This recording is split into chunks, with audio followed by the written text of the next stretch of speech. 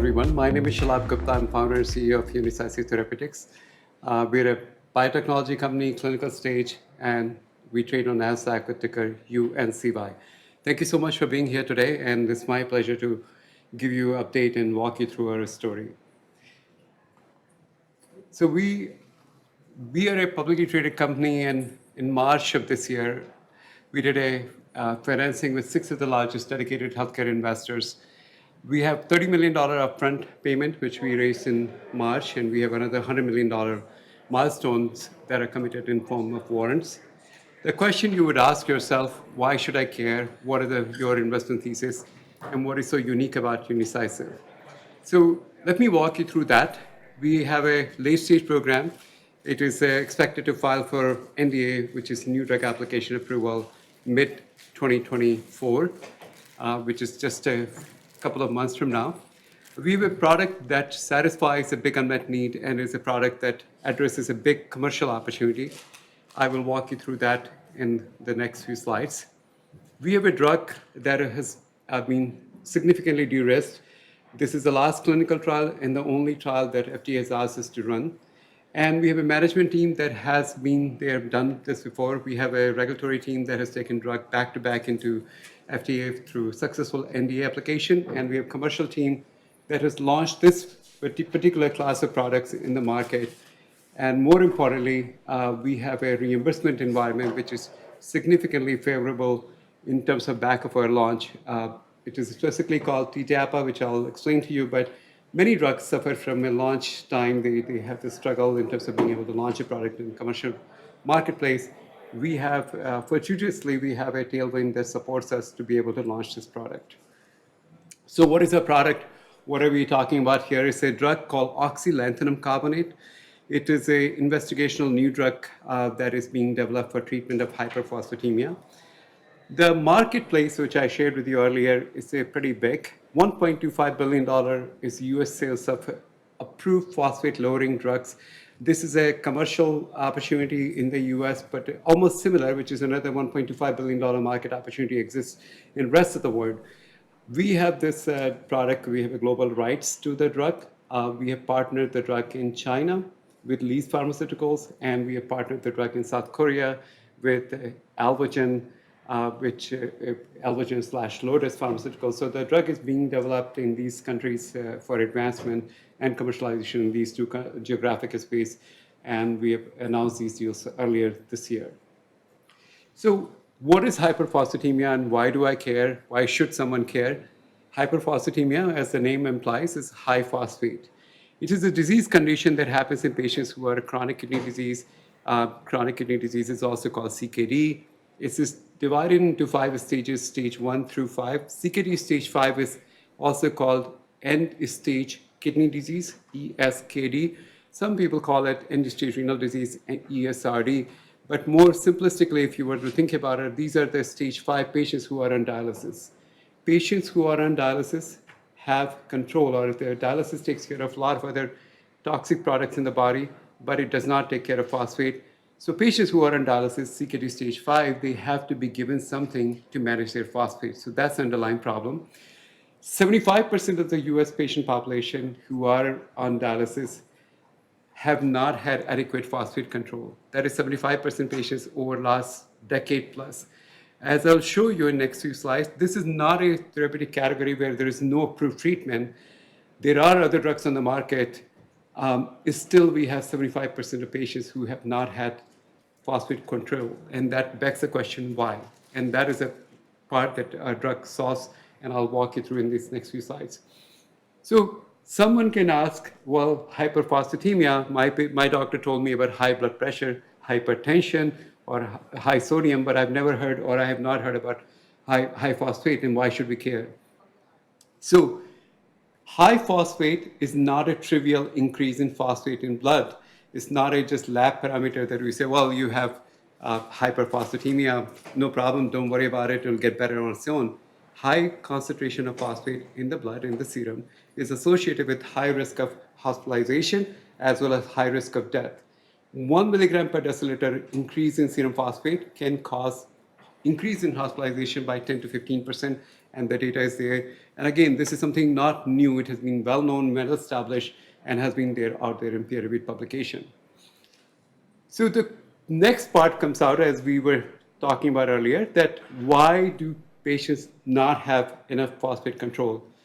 On an average, patients who are on dialysis, these are CKD stage 5 patients, they take 20 to 30 pills per day.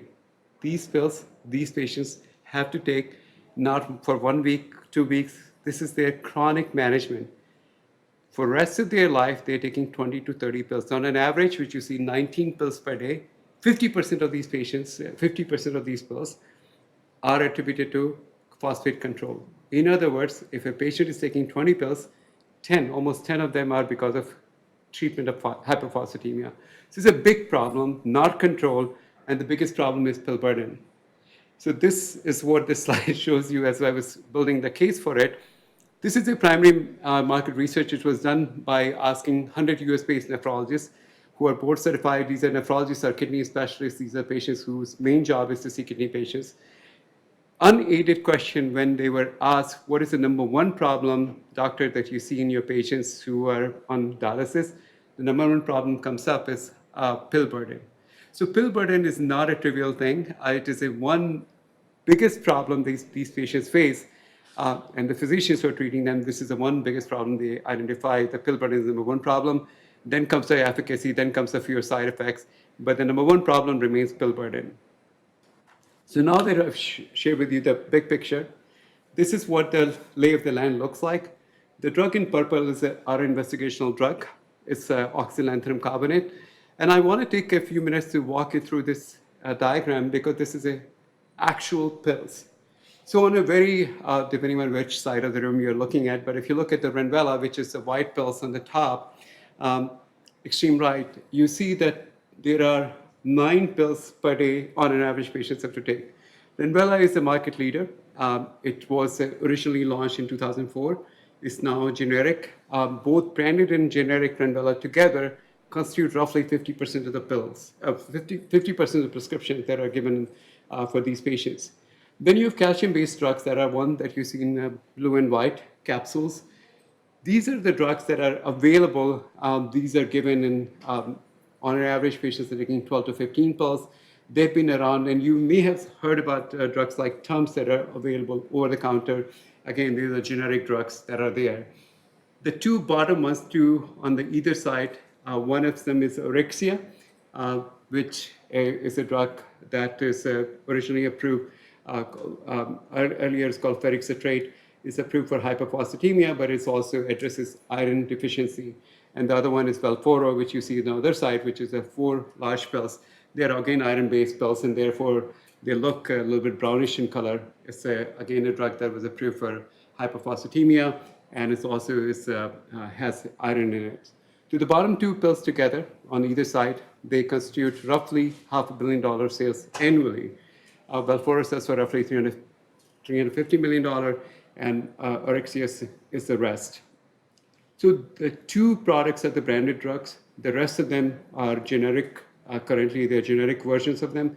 They have branded version as well. And our drug is the one that is addressing this market. And again, this is not approved yet. So it is an investigational new drug that we're developing. The reason I show you this marketplace, if you look at this, it has 3 problems. And those are the 3 problems our drug solves. Problem number 1, either you have a large number of pills that patients have to take. So I showed you on the top 2, on either side, you see if you take these pills, on an average, if they're taking Renvela, they're taking 9 pills. But many of these patients are taking 12 to 15 pills. These pills are taken with meals. So the patient has to take, if they're taking 15 pills, they take 5 pills with each meal. So it's breakfast, lunch, and dinner. 5 pills with breakfast, 5 pills with lunch, 5 pills with the dinner. You can appreciate that very quickly. It doesn't take rocket science to figure out many of these patients are unable to take these pills. If they don't take the large number of pills, which is problem number 1, you have a different type of solution, which is a second problem, which is a large size pills, but then there are fewer numbers. The large size pills are the one that you see here. The one in the white you see in the middle is a phosphonol, it's lanthanum carbonate. These are 1 pill, but somebody showed me earlier, this is a horse pill. But be as it may, these pills have to be taken with each meal, one pill with each meal. But on top of that, you have to chew these pills. So that's the problem number two, large size pills. And the third one is to chew these pills. And as you are laughing or smiling or wondering, and that's exactly the problem, that patients are unable to take these pills. They want to do their best. They want to follow their physician's advice. And historically, as a physician, I practiced medicine for a decade.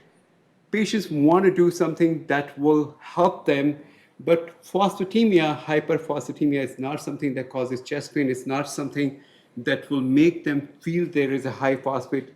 And this is why we call it a silent killer, because just like high blood pressure, until blood pressure goes above a certain point, people don't see clinical symptom, but it causes problems.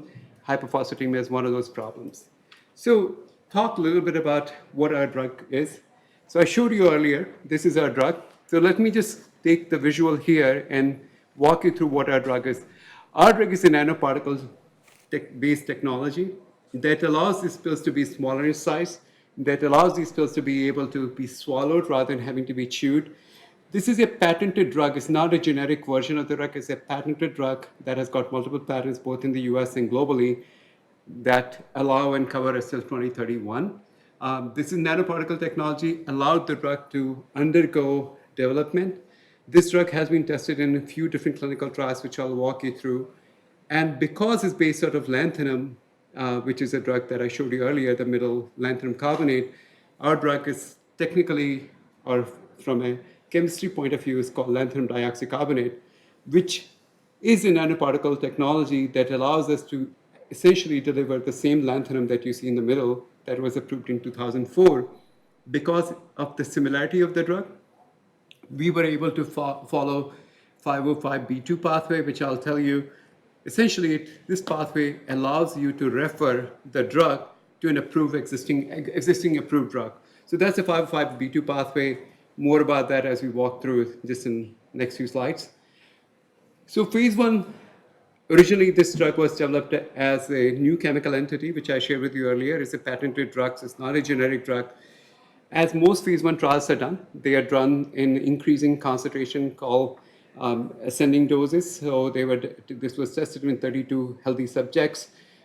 It was given at 1,500 at the lower dose and 6,000 milligram per day and a higher dose, 4 different cohorts. The drug was well tolerated, and those subjects who had the treatment given to them, they did not have any severe adverse event profile. More importantly, because the phosphate is something you can easily measure, we were able to measure that as you increase the dose, that it does what it's supposed to do, which is decreases the phosphate level. And we are looking at the urinary phosphate level. So we went to FDA after the phase one trial. We acquired the drug. We went to FDA and we wanted to align with FDA. And FDA said, given that you are similar to the lanthanum that was approved earlier, you have to do 2 things. For efficacy, we would like you to run a bioequivalence study, and this is the result of bioequivalence study. And then for safety, you need to run a toxicology study, which is animal toxicology study. Before I talk about bioequivalence study here, let me just give you one more piece of information that we often talk about it, and those of you who are in the industry, it should be familiar to you. Typically, when you look for a bioequivalence study, you are looking for pharmacokinetics, which is looking for serum concentration of the drug. You want to see if a patient is given a drug or a subject is given the drug, what happens to the drug. Our drug, like original lanthanum drug, does not get absorbed. 99.98% of the drug, when given, gets excreted in the stool. So serum concentration is virtually not detectable. Therefore, FDA agreed with us and they asked us to run for urinary concentration as a primary endpoint. So essentially what happens when you give the drug and you give a subject, because these are healthy volunteers as a reminder, when you give a subject a high phosphate diet and when you give the drug, what the drug does, it binds phosphate, takes it down the stool, and what you would see as a surrogate endpoint is urinary phosphate level. And that is a primary endpoint that FDA wanted us to do, which is what we did. On a primary endpoint, we were supposed to be plus minus 20% of the approved drug. So approved drug is lanthanum carbonate, which is the drug which I shared with you earlier. It's a 2004 approval. Our drug showed that urinary concentration of phosphate or urinary phosphate excretion is plus minus 20%, and therefore, on a base of efficacy, we were able to meet our primary endpoint. We completed this trial last December. Based on that, we did our financing in March. Now, this is the trial that FDA asked us to, this is a healthy volunteers study was done. FDA then asked us to, very recently, we went to FDA in earlier this year, June, and we presented our overall data package. FDA said, on efficacy, we don't have any problem. On safety basis, we ran our mouse toxicology study in which we gave our drug, which is oxylanthanum carbonate, and we gave fostinol, which is a comparator drug, to mouse for 6 months. On an overall quantitative basis, there were some number of mice that has slightly higher adverse event profile, which we reported in our June press releases. Based on that, FDA said, look, for safety, we would like you to run a clinical study, and all the FDA has asked us to look for tolerability. And that is the study we are running. This is the last study that FDA has asked us to run. So let me just set the stage for you. This is a study that is being run in patients. Our drug has been tested in healthy volunteers. Over 100 plus subjects have been tested in healthy volunteers. But what we are doing right now is to running this study in patients. These are CKD patients on dialysis, and we are looking for drug tolerability, not efficacy. It is not a statistically designed trial. The only primary endpoint we're looking for is looking for tolerability in patients when they have a meaningful or clinically effective dose of, a clinically effective control of serum phosphate, which is defined as below 5.5 milligram per deciliter. So 60 patients, you look for tolerability. Once they achieve their adequate serum phosphate level, we look for their tolerability for 4 weeks, and that is the primary endpoint we are looking for. This is a design of clinical trial. We plan to enroll patients and start the trial before the end of the year. So we have said this before, we are fully ready. We are grateful to FDA for the alignment. We received alignment, we announced that. It's not a very complicated study. We're looking for tolerability for 4 weeks. By the time you start, dose them, follow them, and be able to complete the trial and submit the data, you're looking to start the trial before the end of the year. Today being December 4th, you know we will be starting somewhere in the next few days. So that's the start of clinical trial, following them for 4 weeks. And then once you finish the trial, this is a 60-patient trial, so we can do it relatively quickly. We plan on filing our NDA, new drug application, sometime mid next year. And that's the last part that FDA has asked us. There's no other requirement, there's no other clinical trial requirement, and this allows us to be able to advance the drug. So this is the overall picture. If we file mid next year, which is mid 2024, a typical approval timeline, let's just say between 10 to 12 months, allows us to be able to get the drug on the market in mid 2025. So it's a very near-term market opportunity, and this is something which I already provided you context and background about how big the market is and what is the main concern so far. So this is one of the studies that we did in market research. The question comes out, what is the potential market opportunity that you have for your drug? And if you were to launch the drug, where the patients come from? I want to add one reminder. This is a market research that was done earlier. Very recently, as in just a couple of weeks ago, there is a new drug that just got approved. This drug is not approved as a first-line therapy. The drug is called tenapanor. We can talk more about it on the breakout session. But the majority of patients that I showed you earlier, that patients who are on Renvela, that's where we're supposed to get a big market share. This is a projections again. In real world, could be higher, could be slightly lower. But you see Renvela and calcium acetate, that's where the biggest number of patients would get switched from. And again, because the lanthanum has been out there before, some of the physicians who had prescribed lanthanum then are familiar with this potency. It is potential best-in-class profile drug, and the market share that you see the percentage in green, that's where the 6-month post-launch market share opportunity comes from. From a commercial point of view, I shared with you earlier that we have the $100 million commitment in milestones, warrant tranches. So let me just very quickly tell you, many companies, and we were no exception, before doing this financing, they say when you ask them about launch, they say, well, look, we will look for partnership. At the moment where we are financed, we are fully financed to be able to launch our drug on our own, which we're very, very happy and excited about. The most important thing is that, like what I shared with you earlier, the three tranches of warrants, the tranche A, tranche B, tranche C. The first tranche is, first tranche is tranche A, which is upon approval, $25 million. The second tranche is upon TDAPA approval. TDAPA is a reimbursement approval. That's tranche B, another $25 million. And the third tranche is 4 quarters of sales. If we sell the drug for 4 quarters, we are eligible for tranche C, which is another $50 million. And that is what the funding commitments are. We've talked about this IP status, so I won't bore you with this. Very quickly, in the last 2 or 3 minutes, we have a second drug that is undergoing phase 1 clinical trial.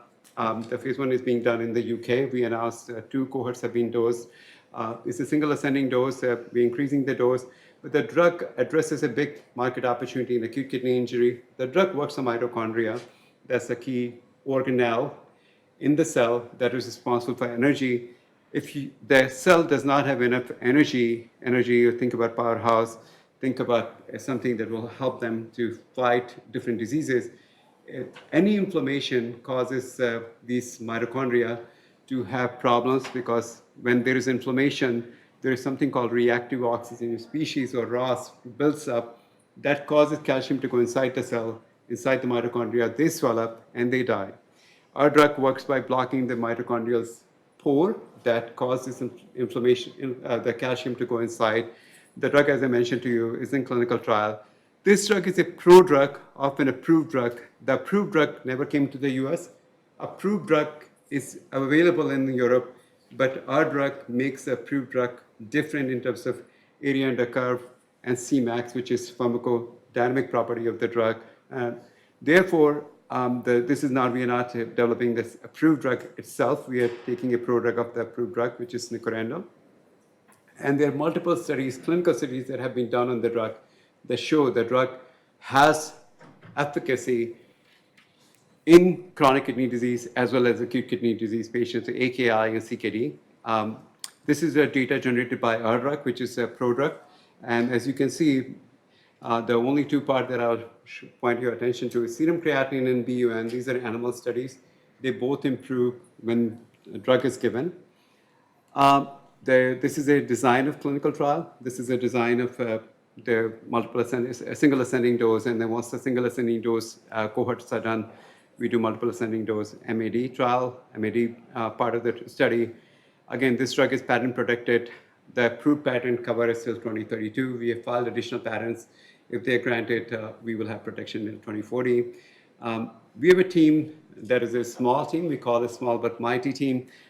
We have a team that knows how to get things done.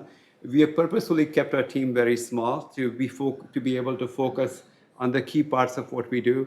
A lot of other work is done by our CRO partners or CDMO partners. But by being able to keep our team small and focused, we can control our burn rate, and we can control where we spend our energy and focus. This is a team that I mentioned to you. There are folks on R&D side. They've taken together 3 NDAs back-to-back, successful approval. On commercial side, Doug launched 2 of their phosphate binders in this category, and 1 led under his leadership in Genzyme to over $1 billion in sales. We have a scientific advisory board that has some of the most prominent names in nephrology. Dr. Glenn Chertow leads the nephrology department at Stanford. Dr. Miles Wolf leads nephrology at Duke University. Dr. Pergola has been part of all clinical development drugs in the last 2 decades. And Dr. Ravi Mehta is a very well-known name in acute kidney injury. And these are key milestones. We expect to complete our trial mid-next year. We expect to start our trial before the end of this year, and we expect to file our drug mid-next year as soon as we complete the trial. The commercial part of the story, as I mentioned to you, is already funded in terms of warrant tranches. So we don't have to go out and tell you the story that we're going to go up. Our investors have committed the capital. There are warrants that can be exercised upon meeting the milestones. And our second drug, which I shared with you earlier, is expected to go into phase 2 latter part of next year. So thank you very much. Again, I'll be at breakout room. Happy to answer any questions. Thank you. With more than 6,000 small and micro cap companies listed, if you're looking for the next Apple, then Channel Check truly is the orchard. It's an investor community where you can access independent Wall Street research, advanced market data, balanced news, corporate videos, and podcasts. You can even register to attend in-person Meet the Management Series luncheons and to be part of the preeminent annual Small and Microcap Investor Conference, NobleCon. And here's the best news. Since Channel Check is sponsored by the featured companies, premium membership requires no investment. It's absolutely free. So check it out. Log in today. Find out why Channel Check is North America's leading source of research on the companies that just may change the world.